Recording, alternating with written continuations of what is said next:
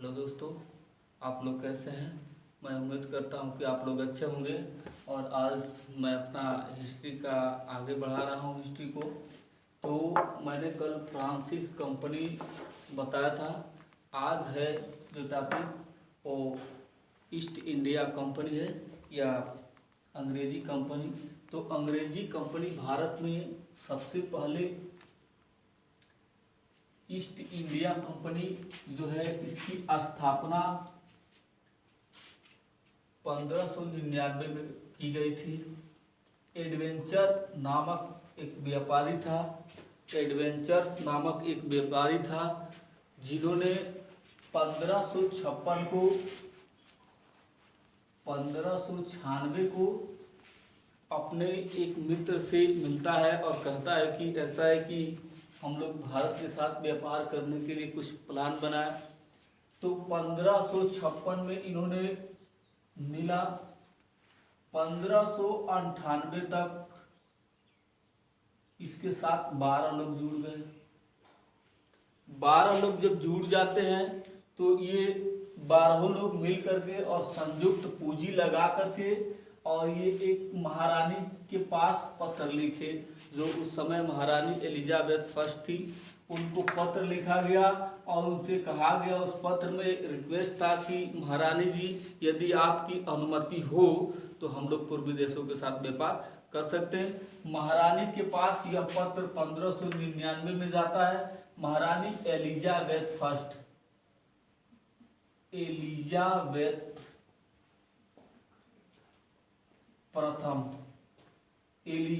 प्रथम महारानी थी। इन्होंने अनुमति देती है 1599 को एडवेंचर्स नामक व्यापारी को 15 वर्षों के लिए कि आप जाइए और 15 वर्षों तक पूर्वी देशों के साथ व्यापार कर सकते हैं।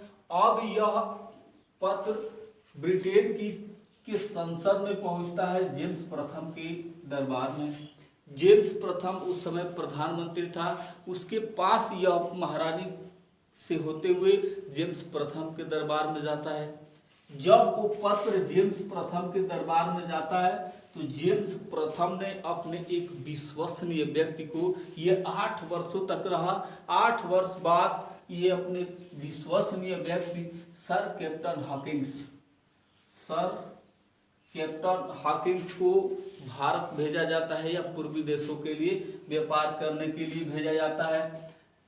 सर कैप्टन हॉकिंस सबसे पहले सूरत आया था, सूरत बंदरगाह पर आया था। जिस जहाज से आया था उस जहाज का नाम हेक्टर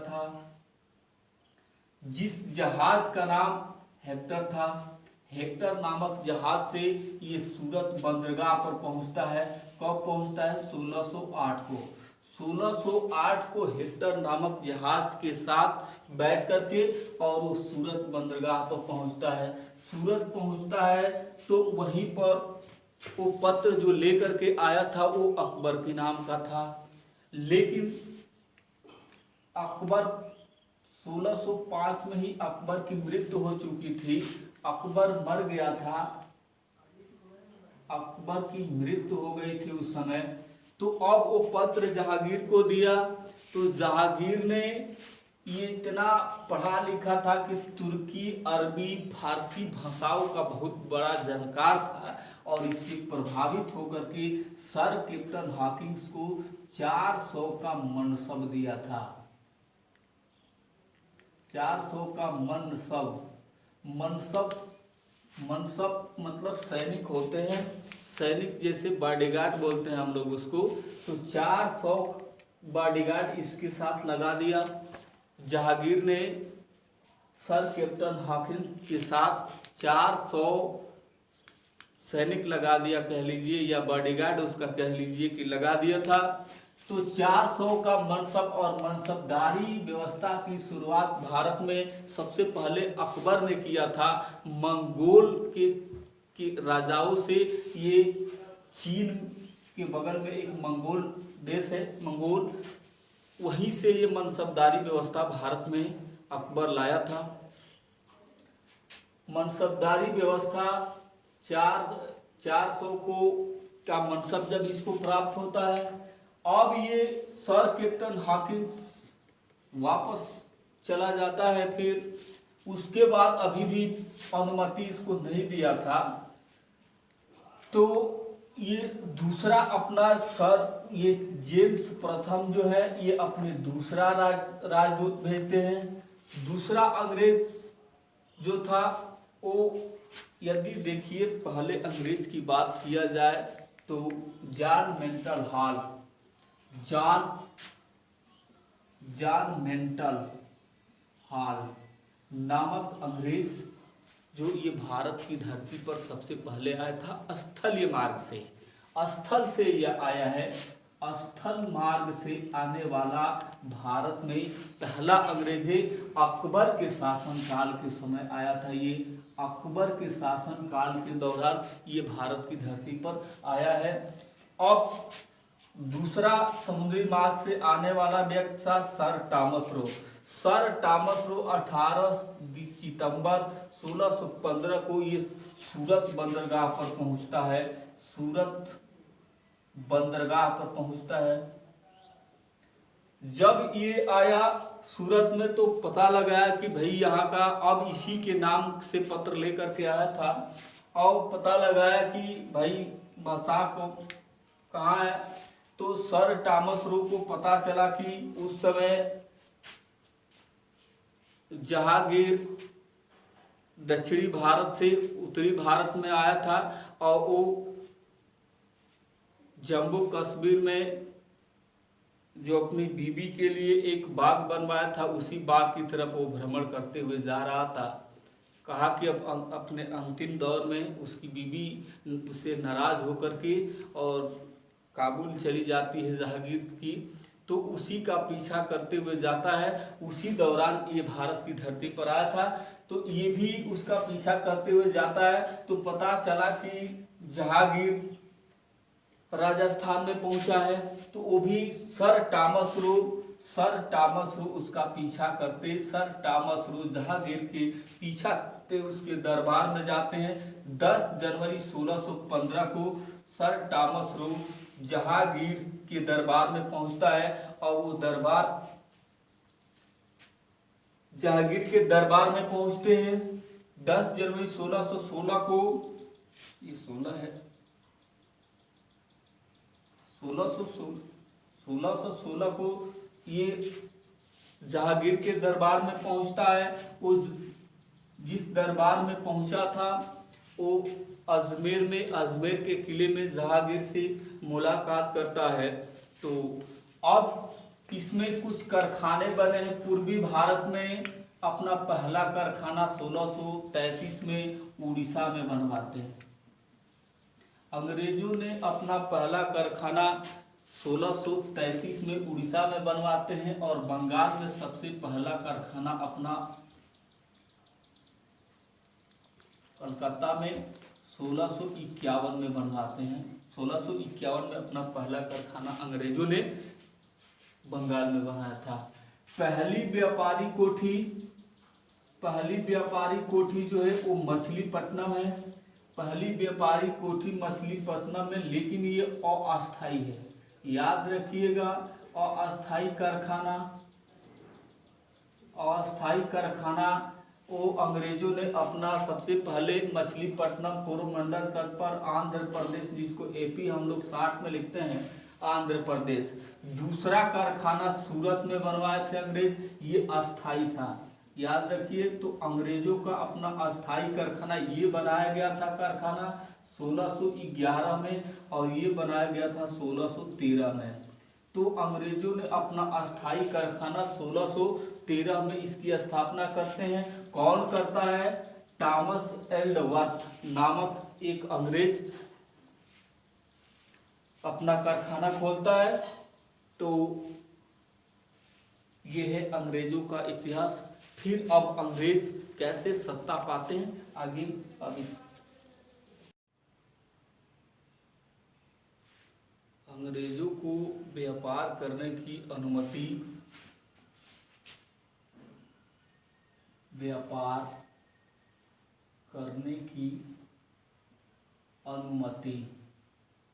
अंग्रेजों को व्यापार करने की अनुमति जहांगीर ने दिया था। जब सर टॉमस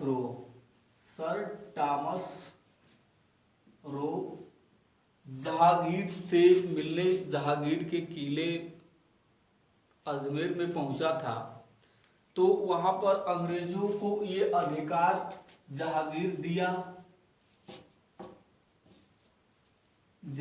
दिया कि आप भारत के साथ व्यापार कर सकते हैं, ये अनुमति हम आपको दे रहे हैं। तो भारत की जागीर को जो बेचने का काम जहांगीर करता है, व्यापार को छूट देता है, और व्यापार के छूट के साथ साथ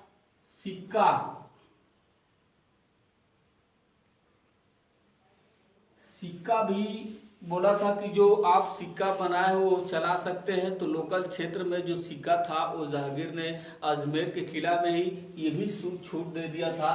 तो सिक्का पहली बार भारत में चलाने की छूट अंग्रेजों को जहांगीर नहीं दिया था। ये कौन दिया था? तो जहांगीर नहीं दिया है, जहांगीर दिया। अब देखिए अंग्रेज धीरे धीरे जब इन लोग को छूट मिलती है, सब कुछ छूट मिल जाता है, तो धीरे धीरे अब अपना विस्तार करना वो शुरू कर देते हैं। तो सबसे पहले वो 1632 में गोलकुंडा के जो राजा थे, जो सुल्तान था, जो गोलकुंडा का सुल्तान था, उसे एक सुनहरा मौका प्राप्त होता है, और वहां से जो गोलकुंडा आंध्र प्रदेश में है, एपी आंध्र प्रदेश में है, और यहाँ से उन लोग को एक सुनहरा मौका प्राप्त हुआ कि अंग्रेज जो गोलकुंडा के बंदरगाह थे वो छूट दे दिए कि अब हमारे बंदरगाह से आप आयात निर्यात कर सकते हो। तो गोलकुंडा के राजा जो था उसे एक सुनहरा मौका मिला, और गोलकुंडा बंदरगाह से आयात निर्यात करने की छूट अंग्रेजों को यहाँ पर मिल जाती है। जब और उसके बाद आगे बढ़ते हैं, 1639 में फ्रांसिस डे नामक एक अंग्रेज था, वो चंद्रगिरी के राजा से जाकर के मिलता है। आज हम लोग उसको चंद्रगिरी दक्षिणी भारत में है। तो चंद्रगिरी के राजा से मद्रास पट्टे पर खरीदता है, मद्रास को पट्टे पर खरीद करके और वहीं पर एक किला बनवाता है, जिसका नाम किला जो बनवाया था वो फ्रांसिस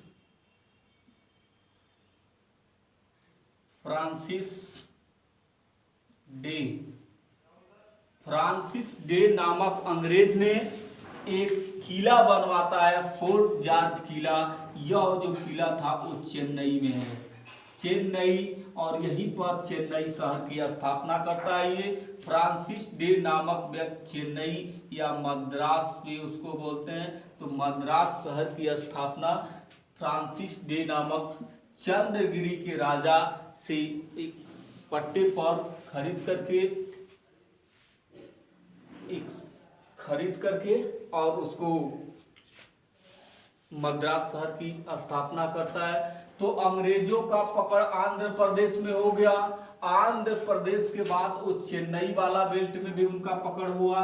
कैसे चेन्नई पर वो मद्रास पर पकड़ करते हैं? तो पट्टे पर खरीद करके और चेन्नई को भी अपने कब्जे में कर लेते हैं। चेन्नई के बाद अब आगे धीरे धीरे अंग्रेजों को 1661 में पुर्तगालियों के राजकुमारी कैथरीन ब्रेगेंजा थी। पुर्तगालियों के राजकुमारी कैथरीन ब्रेगेंजा का विवाह जेम्स प्रथम का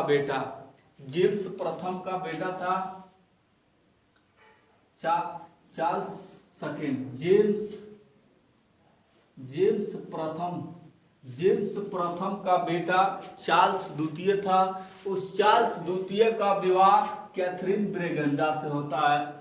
जब कैथरीन ब्रेगेंजा से विवाह कर लेता है, पुर्तगाल की राजकुमारी कैथरीन ब्रेगेंजा थी, उनसे जब विवाह कर लेता है ये, तो इसको मुंबई दहेज में मिल जाती है। मुंबई जब दहेज में इसको मिलती है तो 1668 में ये मुंबई को ईस्ट इंडिया कंपनी को बेच देता है चार्ल्स द्वितीय। चार्ल्स द्वितीय ने कंपनी ईस्ट इंडिया कंपनी को मुंबई 10 पाउंड लेकर के, 10 पाउंड वार्षिक है, 10 पाउंड वार्षिक लेकर के और ये मुंबई को बेच देता है। बम्बई उस समय बम्बई को बेच देता है और यहीं पर एक शहर की स्थापना करता है। गेराल्ड ओंगियार खरीदता है उस मुंबई को, कंपनी का अधिकारी था उस समय, और ये खरीद करके और यहीं पर बम्बई शहर की स्थापना करता है। तो अंग्रेजों का पकड़ आप लोग समझ गए होंगे कि सबसे पहले अंग्रेज गोलकुंडा पर कब्जा किए, आंध्र प्रदेश, यहाँ से आयात निर्यात किए। यहाँ के बाद वो सीधे अटैक चेन्नई पर करते हैं, मद्रास पर करते हैं, मद्रास को भी पट्टे पर खरीद करके और वहाँ आप लोग जानते हैं मद्रास शहर बनाते हैं और एक किला बनवाते हैं, फोर्ट जॉर्ज किला। आपसे पूछेगा कि फोर्ट जॉर्ज किला कहाँ है, तो वो मद्रास में है। किसने कब बनाया था, तो 1639 में ये फोर्ट जॉर्ज किले की स्थापना किसने करवाया था, तो फ्रांसिस डे नामक अंग्रेज ने किया था। नाम है फ्रांसिस, संभल करके, क्योंकि फ्रांसीसी पर मत मारिएगा। तो फ्रांसिस डे नामक अंग्रेज ने इस किले को बनवाया था और यहीं पर मद्रास शहर की स्थापना करता है।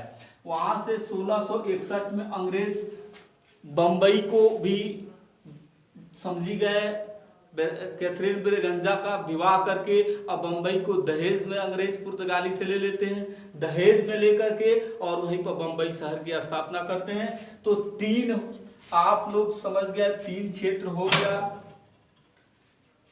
आंध्र प्रदेश, एपी, मद्रास और बम्बई। आंध्र प्रदेश, मद्रास और बम्बई 3।